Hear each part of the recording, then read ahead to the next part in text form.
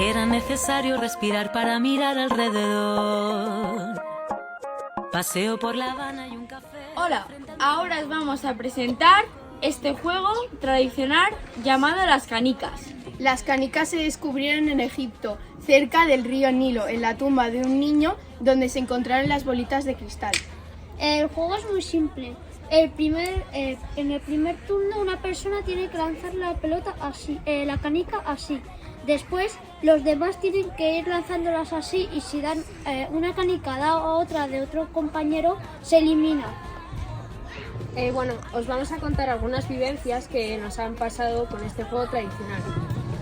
Bueno, a mí personalmente yo solía jugar este juego con mi hermano y actualmente me gusta mucho y me gusta revivir esos recuerdos.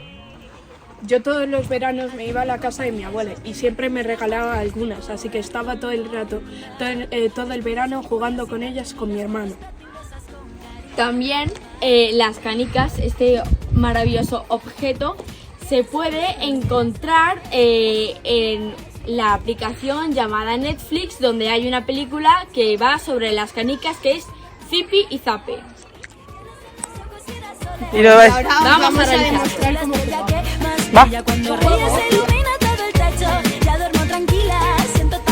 ¿Y este tiene algún nombre? ¿El juego que vais a hacer ahora? No, pues venga, va. ¿Quién empieza? Venga, va. Es necesario revivir para poder saborear. Encajo las ideas, reflexión para mejorar. Antes de un gran impulso doy un paso pequeño. ¿Y ahora cogéis otra bola y la lanzáis? Todo lo que no atendí vuelve siempre a resurgir. Pero sonreímos, vaya si vivimos todo lo que aprendimos. No le dedicaré más tiempo, pues el mundo está lleno de mujeres y hombres buenos. Así que le canto a los coherentes, a los humildes que buscan la paz, a los seres sensibles que cuidan de otros seres y saben amar, a todos los que luchan por nuestros derechos, miran a todo hombre igual, a quienes no me juzguen y quien esté dispuesto a compartir. ¡Yeah! A ti, mi compañero, que tienes alma pura. Y ahora has eliminado a un jugador, ¿no? Sí.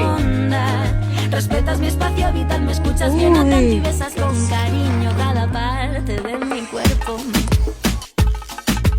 Tienes en los ojos girasoles y cuando me miras soy la estrella que más brilla. Cuando ríes soy